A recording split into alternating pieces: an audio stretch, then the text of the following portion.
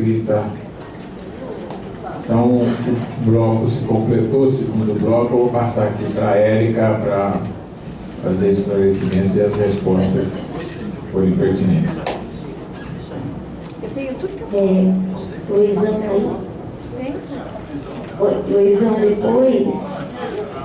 depois se você puder passar e falar essa proposta da Miguel Melhado que você tem, que você conhece, a intenção desde quando a gente trabalhava na Macrozona 7 era essa: o anel viário não passar no meio dos bairros e a Miguel Melhado ser uma avenida, ter um caráter de avenida, né? Uma rodovia, mas algo integrado.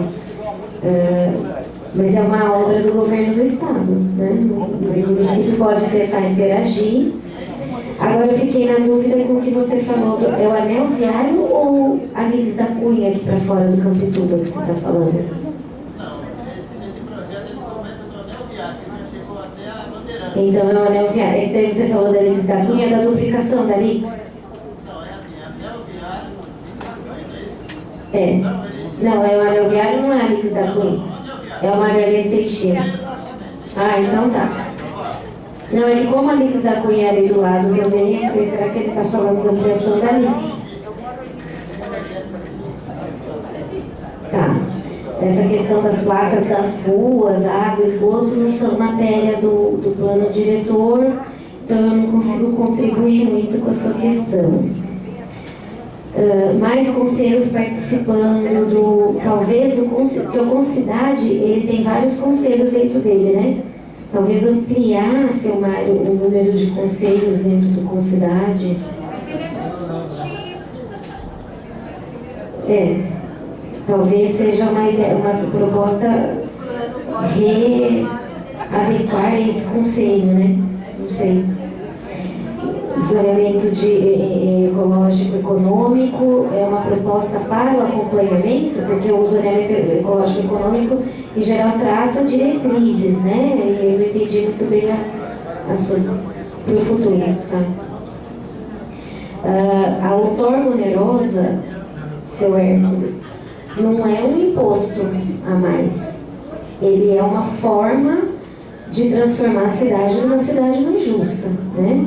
É a divisão dos ônus e dos bônus prevista no Estatuto da Cidade, na Constituição Federal, aplicada em muitos e muitos municípios desse país, e que Campinas tem previsto desde 91, convalidado nos planos diretores e que até hoje não foi posto em prática.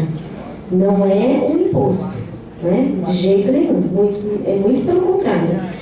O que não é justo é o município concede um zoneamento com potencial construtivo maior, essa pessoa tem um ganho maior com a terra dela, em detrimento do restante do município, né? Então, essa colocação é assim, todos os estudos, toda a literatura de planejamento vai exatamente no oposto dessa colocação.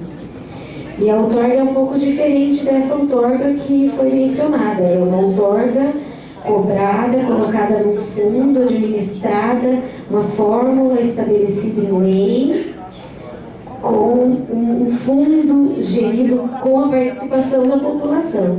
Eu não conheço essa outra outorga que foi cobrada, que o senhor mencionou, eu desconheço.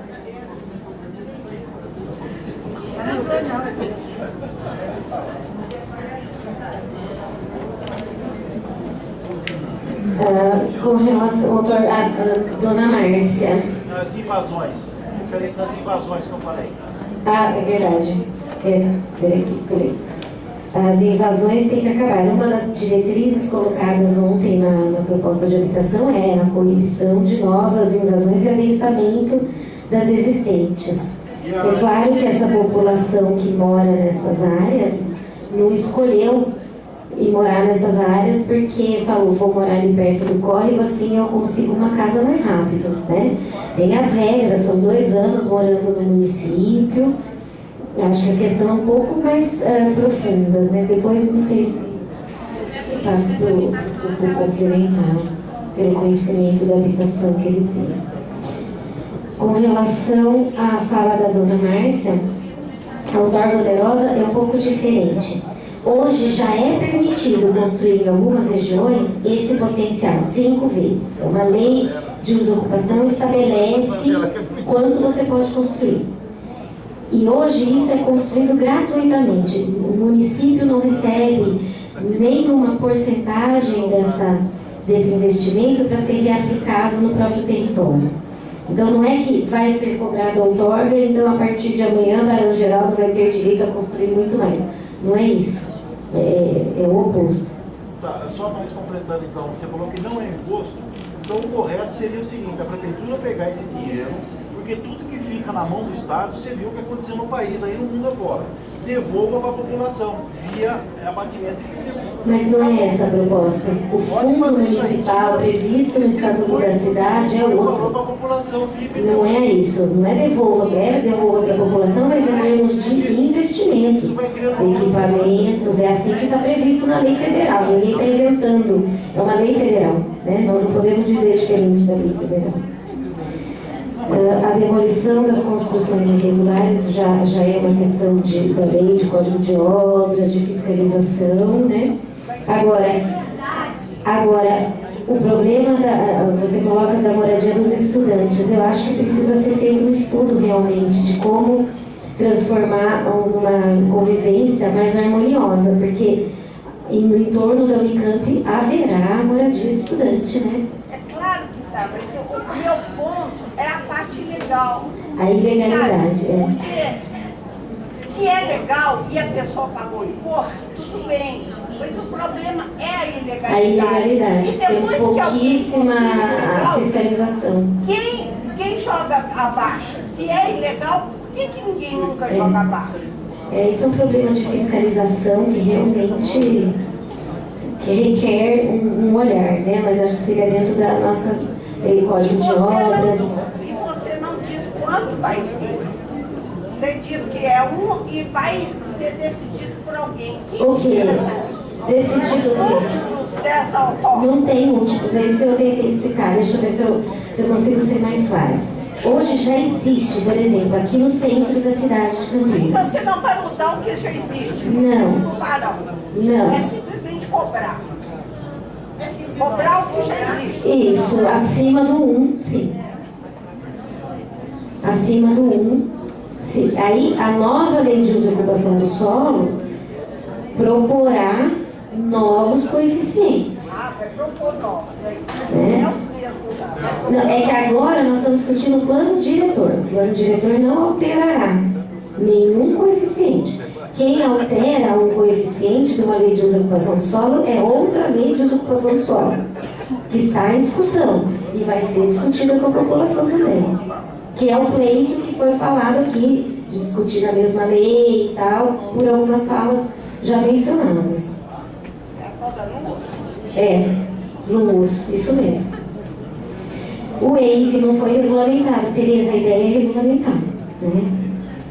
A proposta que estamos trazendo aqui é a regulamentação, é justamente essa. Mas você falou das coisas grandes, eu quero saber para tudo. Não, o EIV não é para tudo, é impacto de vizinhança para umas faixas, né? Não é para tudo. Imagina você vai aprovar uma residência, faz um EIV. Não, mas para qualquer de muitos edifícios que hoje não entram. Isso, a ideia a gente vai discutir, inclusive, quais são esses tipos de empreendimentos que vão ser objeto de EIV, tá?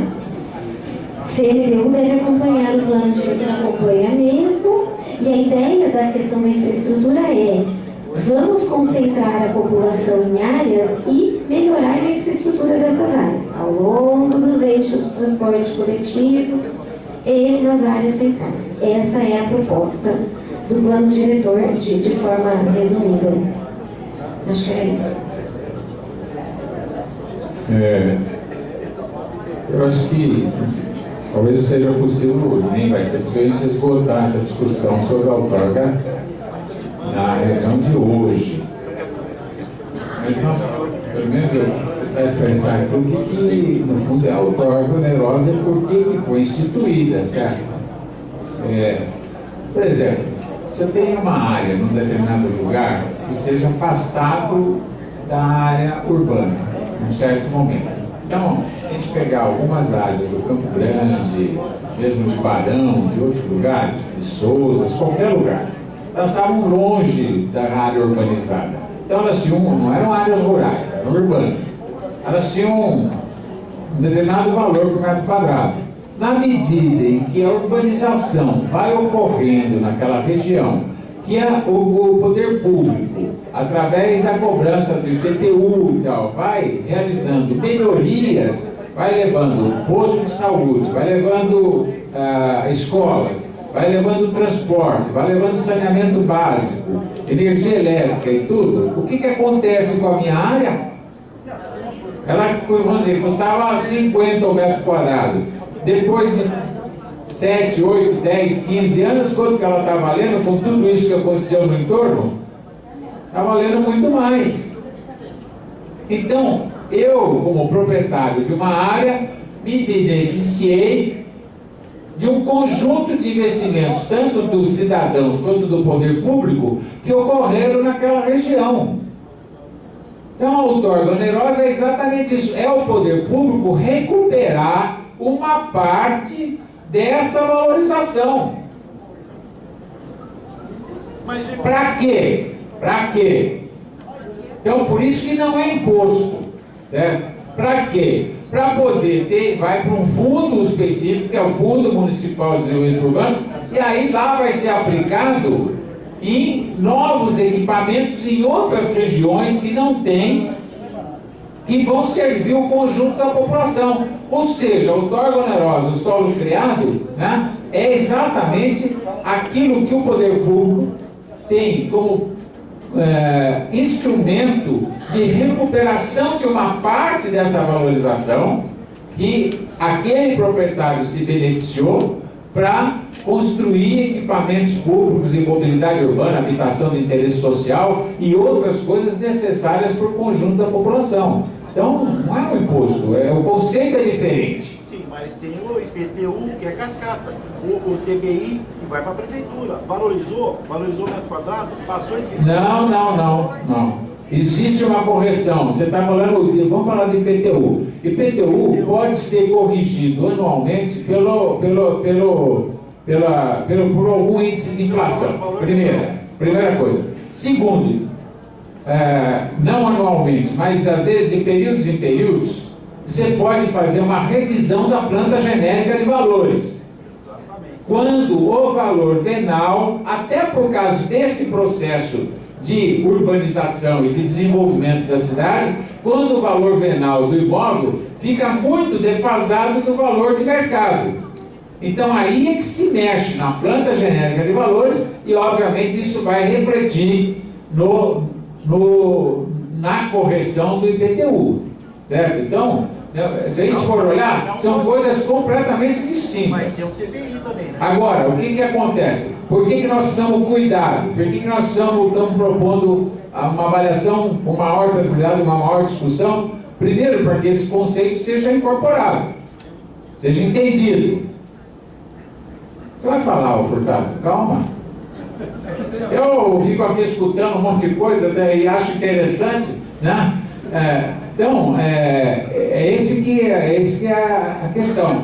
Que a gente tem que, quando se fala em planejamento, quando se fala em distribuição dos ônus e dos bônus do processo de urbanização, de desenvolvimento urbano, o poder público tem a responsabilidade, o direito e o dever de fazer esse processo, de conduzir esse processo, de regulamentar a atividade. Certo? Então isso é a atribuição do poder público, ninguém individualmente. Agora, qual é o cuidado? Cuidado é o que nós sabemos, que obviamente o empreendedor vai, de uma forma ou de outra, tentar incorporar esse custo no custo, como impacto ao custo de construção, ele vai tentar passar para a unidade habitacional que ele construir. É isso. Agora, se ele exagerar, ele não vende. Essa que é a questão. Então, eu acho que ele tem que compreender bem essa questão da outorga.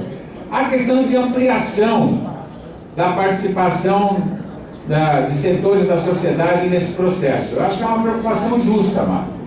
Né? Justa. Nós temos que ver como é que nós construímos isso.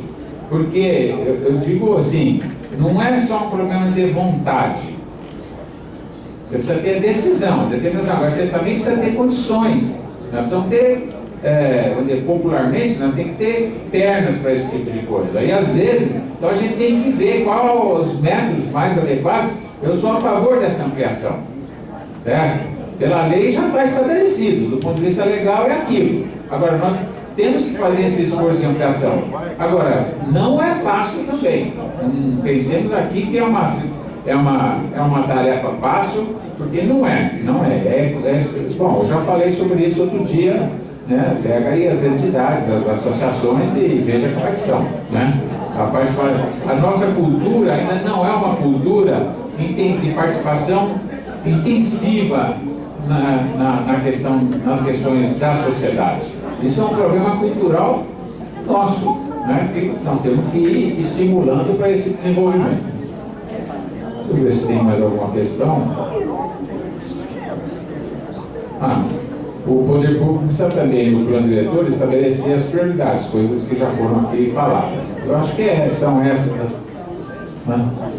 Tá, só mandaram uma pergunta a mais. Respondendo a pergunta, eu vou pedir para o Furtado falar sobre a sugestão dele. Senhor Luiz Antônio, essa ponte que o senhor se refere, ele pergunta sobre a ponte, sobre o córrego em Umas, ali na região do São Quirino. É uma ponte que o senhor desenhou nas oficinas de participação popular, né? Ela foi incluída nas diretrizes viárias, no mapa de diretrizes viárias. Ela está lá como uma diretriz que é o que é pertinente do plano diretor, tá? Reconhecendo a importância dela, tá bom? Só uma questão. A ponte da Orozimo Maia com Maria Monteiro, bairro Chique, o empresário fez uma... O senhor quer que eu leia toda a sua colocação aqui? Eu posso ler. Ele sugere a fusão da OP com o plano diretor, é isso? Eu queria saber se há fusão de orçamento participativo com o PT. Se existe isso na cidade ou não? Não. Senão risca um e deixa o plano. Isso, hoje não. Eu estou perdido mentalmente. Tá certo. É uma questão importante essa mesmo. A gente coloca algumas diretrizes, o OP ele desce numa coisa mais detalhada de obras, né? Que o plano diretor tem uma visão mais geral. Já o OP, ele vai junto com a população definir obras pontuais, mas realmente tem que estar dentro do arcabouço das prioridades do plano diretor. E é uma das coisas que a gente está tentando desenhar aqui, de colocar as prioridades do plano, e essas deveriam ser discutidas também junto com o OP. E aí é colocado aqui, ponte Orozimbo Maia com Maria Monteiro, parceria com o empresário, versus ponte sobre córrego das Anhumas lá no São Quirino Santana. A ponte 1 foi implantada em 1 ano com parceria privada, a ponte 2 permanece pendente ou abandonada. É isso que a gente... Em termos do plano diretor, a gente reconheceu. Então, quando você coloca 10 anos de execução, o trânsito está bombando, cidade judiciária, São Quirino, Jardim Santana, Nilópolis, etc, para fazer a travessia desse povo, porque você tem lá no bairro do Gênesis, na Dom Pedro, certo? Para fazer a travessia do outro lado do córrego Anhumas, somente indo lá para a região do Taparal, perto da Carlos Grimaldi. Entendeu? Então, estão dando um tapa no calendário e não está acontecendo isso. Eu estou num carro de Fórmula 1, motor V12, certo? Eu não estou com um caminhão de areia na serra. Essa é a diferença de eu enxergar isso. É um motor de Fórmula 1, a dinâmica. Entendeu? Para acontecer essa ponte lá naquele lugar. Eu não sei se é TAC, não entendo nada de TAC, certo? Eu não estou nervoso, é a minha forma de expressão, tá? Não estou nervoso nem um pouco. É calendário e dinâmica. Só isso, encerrou meu papo. Olha, Pode falar, ou você pode mandar. senhor Luiz Antônio, é o seguinte, obviamente eu compreendo a indignação, Mais ou menos. a questão que o senhor está colocando, é óbvio, certo? Evidente, né? O problema é que essa questão não é uma questão de plano diretor, isso que eu quero dizer. Então tudo bem. É uma questão de assim, Tá, o senhor falou que é do orçamento participativo. O orçamento participativo está muito mais ligado, anualmente, à capacidade de investimento da prefeitura, certo? No sentido de cumprir todas aquelas reivindicações que foram colocadas no orçamento participativo durante o processo. Ele está na vertente de Sim, mobilidade. eu conheço lá, eu sei lá. O que a prefeitura tem feito em alguns, o senhor citou um instrumento que nós temos utilizado bastante, que são as contrapartidas de empreendimentos que estão sendo aprovados, analisados e aprovados pelo GAP, né, dentro da prefeitura. Nós estamos estabelecendo o que o senhor falou de TAC, não é o termo de ajustamento de conduta, que é quando comete uma infração. É um termo de acordo e compromisso. Tá bom, nós vamos aprovar esse empreendimento, desde que o senhor melhore, instale isso, faça essa ponte, faça, por exemplo, lá no bairro da Santa Bárbara, lá, certo? Parque Santa Bárbara. Parque da Via Norte. Tem uma posição lá que foi aprovado um empreendimento que fez melhorias gerais, inclusive construindo pontes e a drenagem em certas áreas, em certas regiões ali. Então, essa solicitação, o senhor estaria muito mais enquadrada num TAC de algum empreendimento, ou de 2 ou 3 empreendimentos daquela região. É isso que talvez a gente deva procurar como solucionar esse problema, porque o problema é real, existe, não tem dúvida nenhuma. Então, é que preocupa, a gente não sabe a quem empurrar, PD, OP ou Secretaria de Infraestrutura com pré ou anteprojeto para falar, ó, 2 vigas, tantas toneladas de eixo e travessia. Só isso. Não há mais nada. Então, o que a gente pode fazer é encaminhar essa questão para quem... Para nós mesmo, né? No fundo, para o governo, certo? Não é para o planejamento só, é para o governo. Eu acho que é pertinente. Só antes do Fernando falar mais um pouco de paciência, eu quero comentar um pouco a questão da dona Márcia. A Márcia, ali foi apresentado para nós um estudo sobre a questão das residências estudantis. A Unicamp, acho que é frequentada hoje, assim, dentro de fora da Unicamp, cerca de 40 mil pessoas, 50 mil pessoas por dia circulam ali. Né? E tem milhares de estudantes. A Unicamp tem uma moradia estudantil que não atende à demanda dos estudantes que vêm de fora e precisam morar em algum lugar. Não tem. Ela não tem. Não dá conta. E mais, e essa questão da universidade propiciar moradia, felizmente é uma batalha que nós perdemos ao longo dos anos. Certo? Então, o que acontece?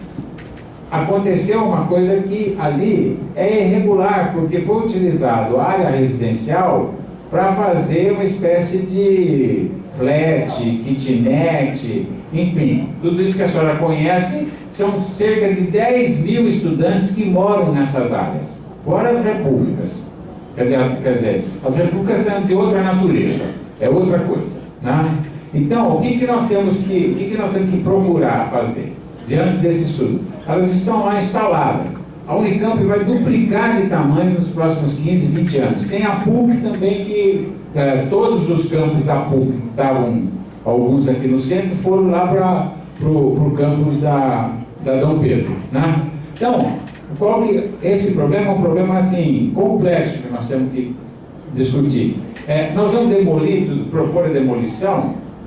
É inviável a demolição, certo? O que nós temos que propor é acabar com essa irregularidade, certo? Acabar como? Regularizando aquilo que é possível regularizar e estabelecendo no zoneamento limites, certo? E restrições nas regiões onde prioritariamente ou exclusivamente devam ser residenciais.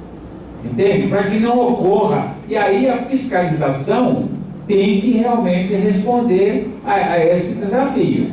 Certo? Então é isso que eu quero dizer. Elas já existem e nós temos que resolver esse problema. Certo? Como? É um pouco esse é o debate que nós estamos analisando e, obviamente, nós vamos ter que... Isso através do zoneamento, porque construiu onde não poderia construir. Isso é verdade.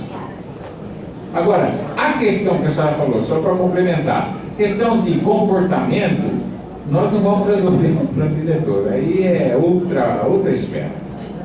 É educação, é um conjunto de outras questões, é a cidadania, certo? Mas tudo, quando você tem uma coisa irregular, parece que facilita outras coisas irregulares. Sim, Então, eu se entendo o que a você senhora está sabe que falando, eu alguma coisa compreendo. está irregular, é mais fácil. Por que você ser regular? É chato ser regular. Entende, É mas chato é ser isso. honesto hoje. Sim, compreendo.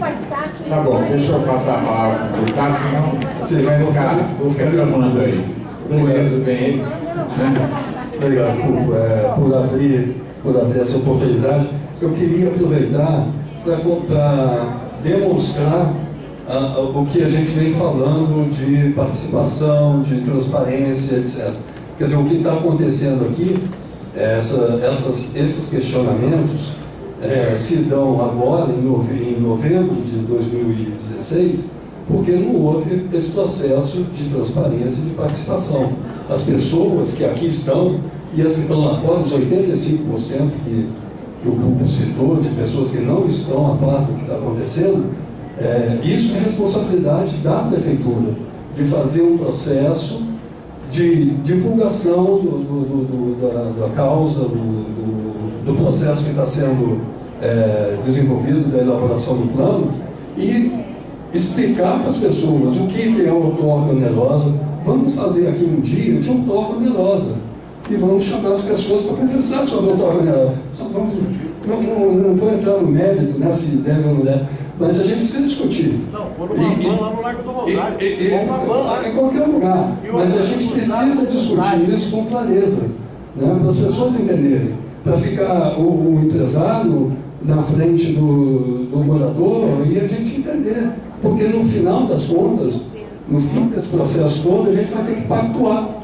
Todos os moradores da cidade vão ter que assinar um pacto, que é o plano diretor, onde nos próximos 10, 20, 50 anos, todos estarão, de preferência, respeitando esse pacto.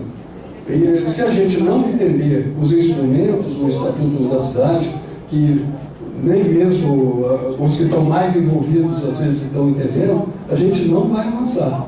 Né? E a gente está com essa oportunidade ímpar, que foi aberta agora, de prorrogar esse período, e a gente tem que aproveitar ao máximo esse período. Né? E é isso que eu venho falando, que é a mudança da metodologia. A metodologia usada. Mas o que a gente está querendo é que você dê uma sugestão sobre metodologia. É isso que nós Nossa, eu estou sugerindo, vamos fazer reuniões temáticas sobre os instrumentos do Estatuto da Cidade. Essa não é a temática hoje. Não, desculpe. Isso não é uma reunião. Isso aqui é uma apresentação em que as pessoas têm 2 minutos para fazer pergunta. Não tem tréplica, não tem réplica, não tem... A gente tem que ser diferente.